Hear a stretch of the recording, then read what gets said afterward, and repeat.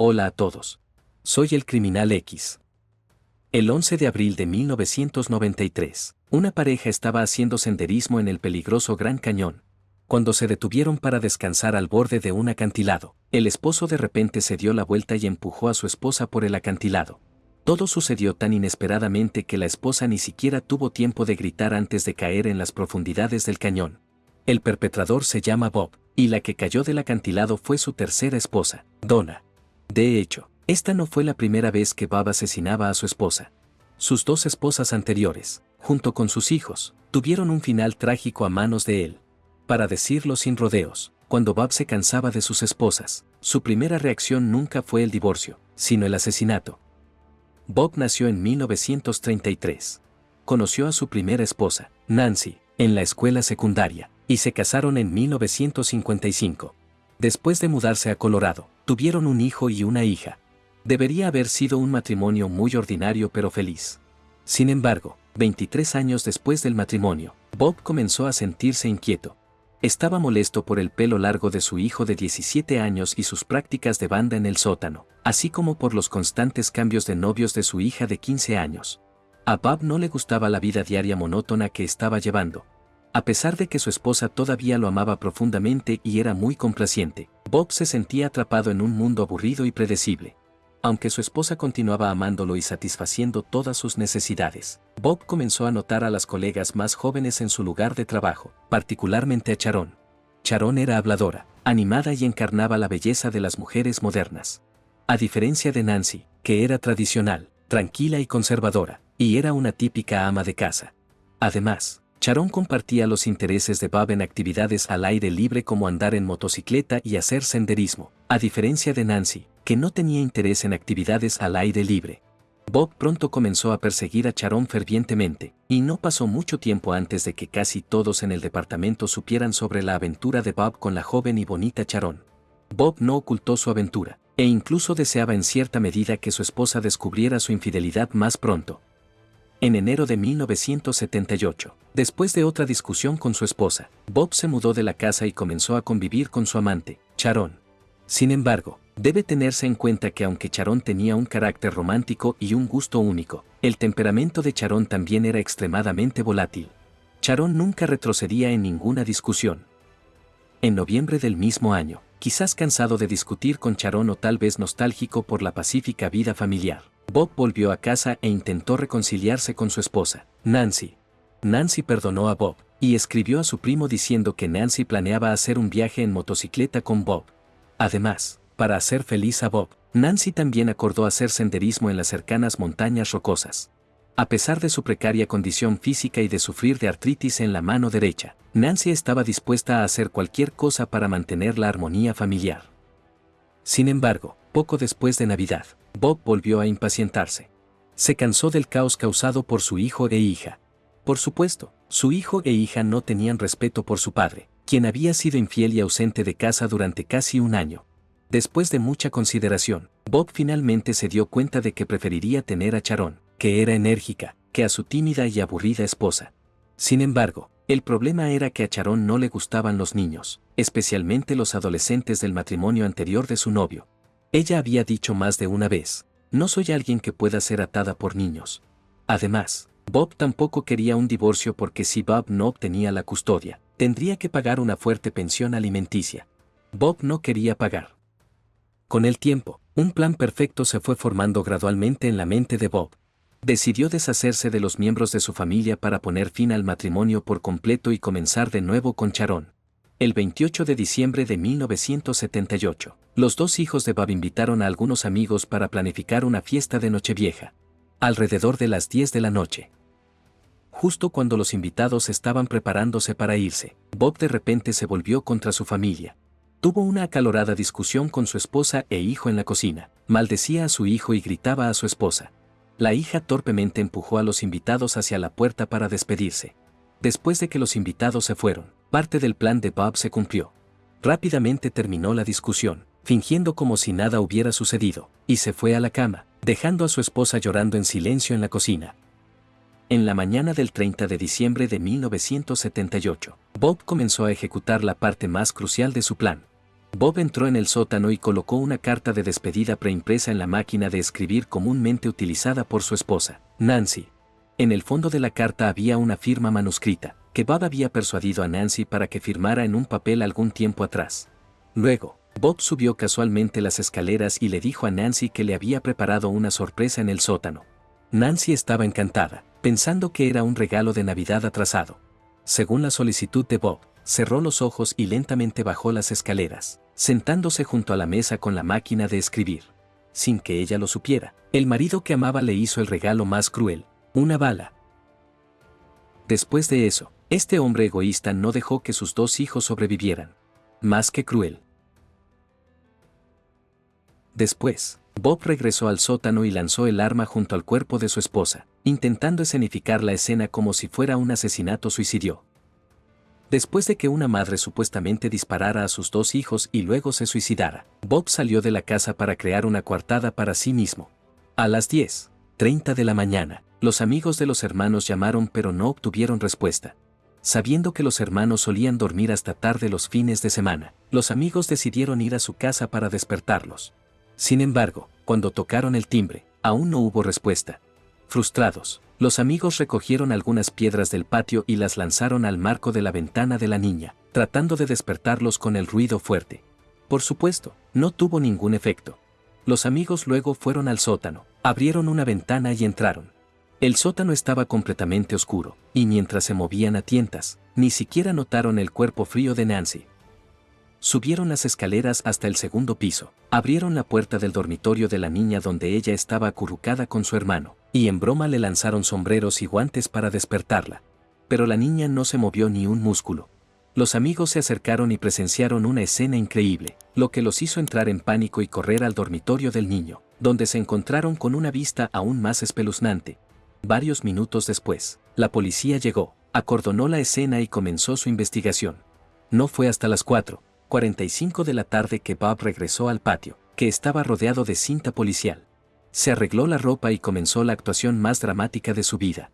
Bob le dijo dolorosamente a la policía que su matrimonio había estado en problemas durante mucho tiempo, pero que estaba tratando de reconciliarse. Temprano esa mañana, tuvieron otra discusión, y su esposa le gritó que abandonara la casa, así que tuvo que irse y pasar un tiempo en el centro comercial. Después de deambular durante 1 hora o 2, entró al garaje desde el patio trasero, condujo hasta el cine de otro centro comercial, vio una película animada y regresó a casa después de la película, solo para descubrir la tragedia. La historia de Bob era mitad verdadera y mitad fabricada, pero fue lo suficientemente convincente. Para probar su inocencia, Bob aceptó una prueba de residuos del disparo. Coincidentemente, el técnico que realizaba la prueba era amigo cercano de Bob, quien encontró pequeñas cantidades de residuos en la mano de Bob pero no informó a la policía. En cambio, contactaron a Bob de forma privada y mantuvieron el asunto oculto para él. El 3 de enero de 1979, después de procesar la escena del crimen, la policía confirmó lo que la mayoría de las personas sospechaban inicialmente. Nancy escribió la nota de suicidio, y emitieron un certificado de defunción que declaraba la muerte de Nancy como un suicidio y las muertes de los niños como homicidios. A los ojos de la policía, Nancy, después de discutir con su esposo y perder la esperanza en la vida, disparó a sus 2 hijos y luego a sí misma. Sin embargo, pronto surgieron nuevas dudas. La policía no encontró suficiente residuo de pólvora en las manos de Nancy, lo que indicaba que probablemente no disparó el arma. Además, había signos evidentes de limpieza en la máquina de escribir en la escena, como si alguien hubiera borrado intencionalmente las huellas dactilares. Además, la segunda declaración de Bob a la policía el 28 de febrero de 1979 contradecía sus declaraciones iniciales el día del incidente en muchos aspectos. Cuando Bob se sometió a una prueba de polígrafo, comenzó a controlar su respiración tan pronto como se activó la máquina. Se puso excesivamente nervioso por todas las preguntas, incluso las más simples como dónde vivía, lo que hizo que la prueba fuera inconclusa. El personal que realizaba el polígrafo no pudo determinar si Bob estaba diciendo la verdad o mintiendo. La policía luego escribió en el informe que el comportamiento de Bob parecía natural, pero no podían descartar la posibilidad de que estuviera ocultando intencionalmente mentiras. Aunque muchas personas, especialmente la familia de Nancy, sospechaban que Bob tenía algo que ver con ello porque no podían entender cómo Nancy, que amaba profundamente a sus hijos, podía dispararles repentinamente y luego suicidarse. El tiempo y las circunstancias favorecieron a Bob. Las autoridades nunca obtuvieron nuevas pruebas, y ni el polígrafo ni las pruebas de residuos de disparo arrojaron resultados. Bob fue finalmente absuelto. Unos días después, Bob y su amante Sharon se mudaron de nuevo a la casa donde murieron su esposa e hijos. Organizaron todas las pertenencias dejadas por su difunta esposa y celebraron una venta voluntaria en el camino de entrada. Parecía que al hacer esto, los miembros fallecidos de la familia podrían ser descartados como viejas pieles de serpiente. Bob se casó rápidamente con Sharon, y a la edad de 46 años, aún estaba lleno de vitalidad, planeando con entusiasmo excursiones de senderismo con Sharon. A partir de 1980, hicieron múltiples excursiones a los cañones salvajes, donde conocieron a muchos amigos afines. Sin embargo, nadie sabía que cada vez que se encontraban con acantilados empinados y peligrosos, Bob siempre los tomaba en cuenta para futuras referencias. Se felicitaba por su astucia, imaginando un lugar donde incluso un tropezón podría resultar en una caída fatal, lo que sería perfecto para el asesinato. En 1986, Bob visitó a su padre adoptivo de 92 años, y poco después, el anciano tuvo una caída y falleció.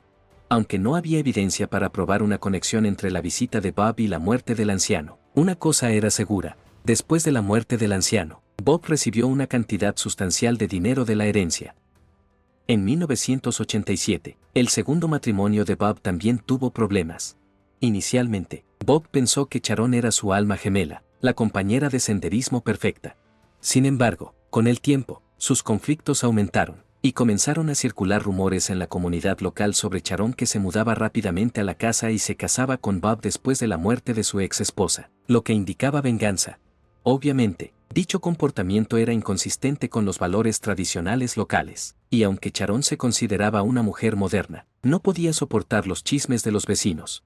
Los problemas psicológicos de Bob empeoraron, manifestando síntomas típicos del trastorno bipolar. Se cansó cada vez más de Sharon, creyendo que una mujer tan temperamental e irritable como ella no valía la pena cometer un asesinato.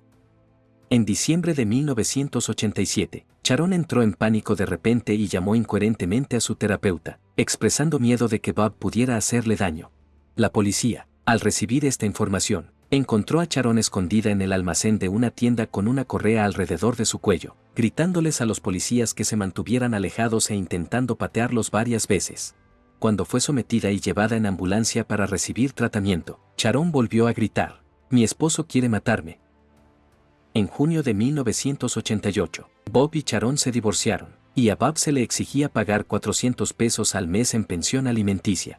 Varios meses después, Bob publicó un anuncio de amor en el periódico local para solteros, que rápidamente atrajo a una mujer llamada Donna.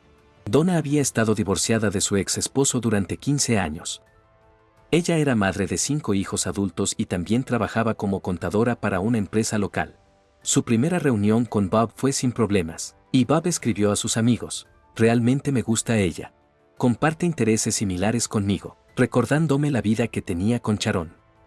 A los ojos de Bob, Donna era una posible compañera de senderismo, pero desafortunadamente, Bob nunca se dio cuenta de que los supuestos intereses de Donna estaban completamente fabricados para complacerlo. De hecho, Donna tenía miedo de hacer senderismo en el Gran Cañón, tenía miedo a las alturas y a menudo experimentaba mareos en lugares elevados. Sin embargo, sabiendo cuánto amaba Bob el lugar, se sintió obligada a ocultar este hecho. En agosto de 1990, Bob y Donna se casaron en Colorado. Bob posteriormente vendió su casa y se mudó a la casa de Donna, compró un coche deportivo y viajó con Donna. A Bob le gustaba tener a Donna como su sirvienta vitamínica, ya que le daba control sobre todo en el hogar. En septiembre de 1991, Bob vendió la casa de Donna con planes de comprar un nuevo apartamento. Antes de comprar el nuevo apartamento, Bob intentó que Donna firmara un acuerdo renunciando a su parte de propiedad, pero finalmente fracasó. La escritura de la casa estaba a nombre de ambos. Sin embargo, poco después, Donna escribió un testamento en el que declaraba que si ella moría antes que Bob, él heredaría todos sus activos, incluyendo su parte de la casa y su nuevo apartamento en Durango, Colorado. A los vecinos les gustaba la pareja. Más tarde le dijeron a la policía que Bob era una persona agradable, habladora, amigable y que presentaba un programa de música en la emisora de radio local. Disfrutaba haciendo senderismo en el Gran Cañón. Los vecinos también elogiaron a Donna, describiéndola como una mujer tímida, amable, ágil y aparentemente talentosa en deportes.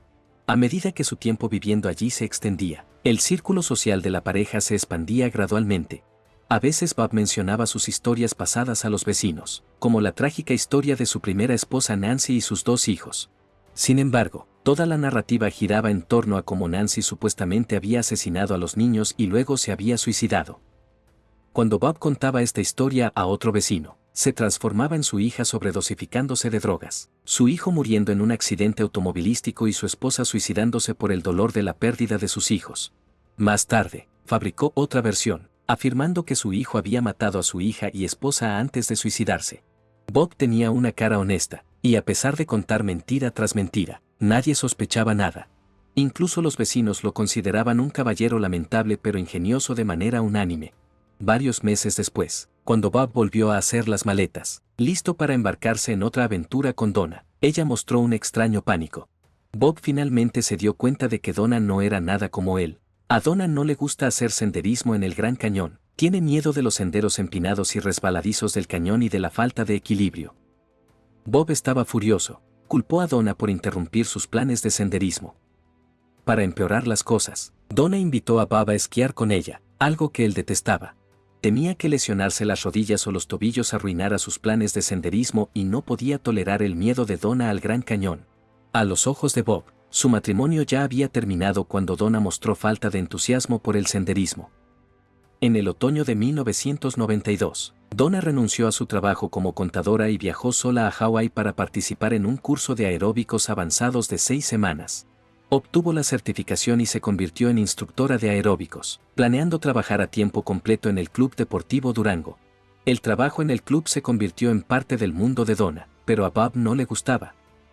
En la primavera de 1993, Bob se volvió cada vez más inquieto e irritable.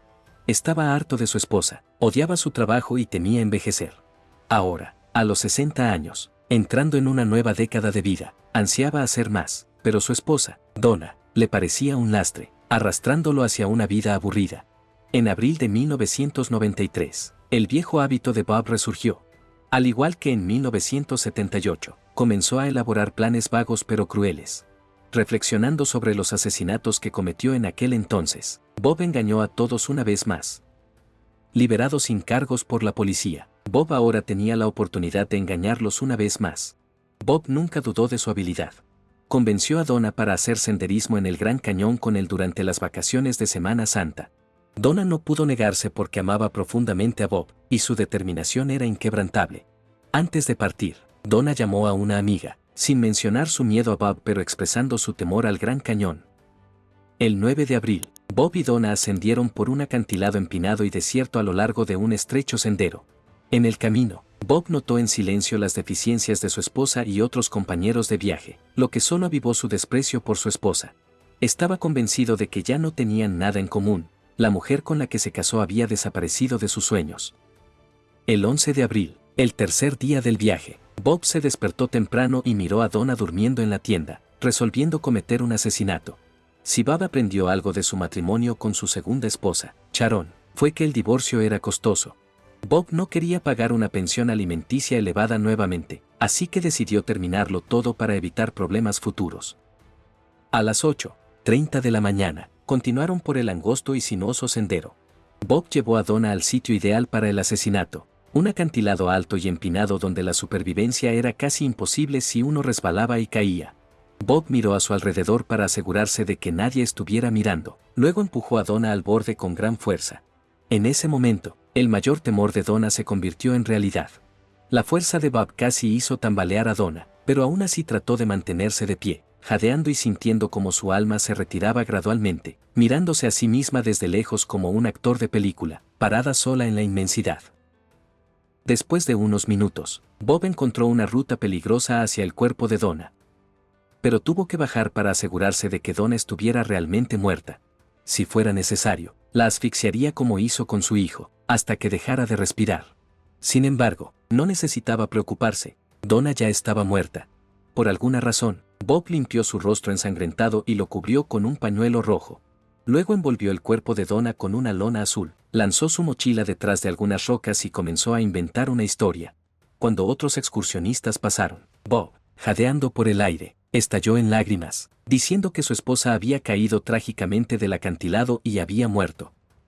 Bob había asesinado a su tercera esposa, pero en menos de una hora, ya estaba buscando descontroladamente a alguien para acompañarlo en una caminata. Alrededor del mediodía, una enfermera que estaba trabajando vio a Bob. Bob relató calmadamente la historia del asesinato de su esposa, sin mostrar signos de tristeza. Luego, siguiendo los requisitos de la Oficina de Gestión de Servidores Públicos, Bob llenó un informe sobre el accidente. 20 minutos después, la policía llegó y comenzó a interrogar a Bob sobre la caída de Donna del acantilado. Bob afirmó que Donna realmente no disfrutaba del senderismo y que esa mañana no se sentía bien, temblando y mareada. Entonces, tomaron un descanso antes de partir. En el camino, colocó la cámara en una roca para tomar una foto de su viaje. Sin embargo, al darse la vuelta, escuchó a Donna hacer un ruido extraño.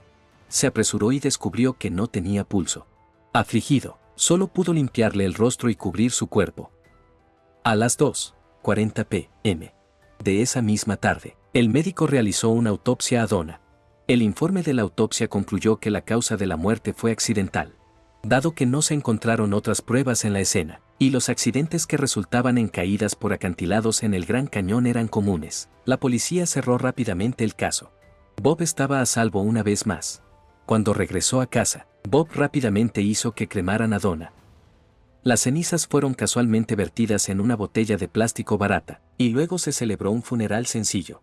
El ex esposo de Donna asistió al funeral y luego le dijo a la policía que Bob no parecía para nada afligido. Durante todo el funeral, Bob se comportó como un artista estrella, dando un discurso de alto perfil y brillante. En los años siguientes, Bob también concedió entrevistas a reporteros de National Public Radio, hablando extensamente sobre la exploración de los peligros del Gran Cañón. Al relatar una aventura particular donde casi se desliza por un acantilado, Bob se emocionó mucho y habló sin parar. Cualquiera lo suficientemente observador podía ver que a él no le importaba en absoluto la muerte de su esposa. Cuando hablaba de su esposa, su tono era indiferente. Lo que realmente le preocupaba era salvarse de la muerte, ya que después de todo, lo más importante en su vida era él mismo. En julio de 1994, Bob hizo que su segunda ex esposa, Sharon, volviera a mudarse a su casa en Durango. A pesar de divorciarse de Sharon, Bob había estado en contacto con ella secretamente y discretamente. Sin embargo, la intención de Bob no era reconciliarse con Sharon, solo quería intentar acercarse a ella, hacerla bajar la guardia y beber el veneno que había preparado para ella. El 2 de octubre de 1994, Sharon murió por una sobredosis, dejando a Bob aliviado de la carga de pagar $400 al mes de pensión alimenticia. Además, según el acuerdo de divorcio, heredaría $20,000 en bienes del patrimonio de Sharon. La policía no tomó el caso en serio porque Bob les dijo que Sharon había estado tomando recientemente medicamentos que no podían tomarse con alcohol o productos lácteos. Últimamente, Sharon había estado llorando todos los días debido a la muerte de su mejor amiga, tal vez por el exceso de dolor combinado con la depresión continua de Sharon. Entonces, cuando Sharon le envió un mensaje de texto diciendo que quería suicidarse ese día, y que había consumido mucha alcohol y leche para provocar una reacción fatal con el medicamento, la policía encontró el texto de suicidio de Sharon en el teléfono de Bob, junto con otras pruebas que corroboraban el testimonio de Bob. El caso fue finalmente considerado como suicidio, y todo progresó sin problemas. Bob ni siquiera se convirtió en sospechoso a los ojos de la policía y escapó fácilmente de castigo. Se sintió satisfecho consigo mismo una vez más por engañar a todos, pero no todos eran tontos. El hijo de Donna de su tercer matrimonio, tranquilo y sereno, comenzó a reflexionar sobre la muerte de su madre y el extraño comportamiento de su padrastro Bob, así como las noticias sobre las muertes de las otras dos esposas de Bob. Se volvió sospechoso y llamó al fiscal, declarando que creía que la muerte de su madre Donna podría no haber sido un accidente. ¿Cómo podían morir las tres esposas de Bob en accidentes? Aunque el hijo de Donna conocía los peligros del Gran Cañón y el vértigo de Donna, se dio cuenta de que si Bob no hubiera llevado a Donna por ese camino específico, ella no habría estado en peligro en absoluto. En otras palabras, el accidente de Donna bien podría haber sido un asesinato deliberado. El 8 de agosto de 1995, la policía visitó repentinamente a Bob y le preguntó si estaba dispuesto a cooperar en la planificación para disipar las sospechas sobre la muerte de Donna. La reacción de Bob fue extremadamente intensa. Casi saltó del sofá. Su rostro mostraba una expresión salvaje, murmurando sin aliento, ¿realmente tenemos que hacer esto? Unos días después, Bob se negó a cooperar en la planificación, pero la policía no abandonó la investigación. fueron a los lugares donde fueron asesinadas las 3 ex esposas de Bob, comenzando con Nancy, la primera esposa de Bob, y el caso de su muerte y la de sus 2 hijos. La policía encontró que en las fotos de la escena del crimen, las marcas de bala en la frente de Nancy estaban en un ángulo, lo que indicaba que el arma no estaba apuntando directamente a su frente sino que se disparó desde una posición más alta, excediendo el rango normal para la mayoría de los suicidios con arma de fuego.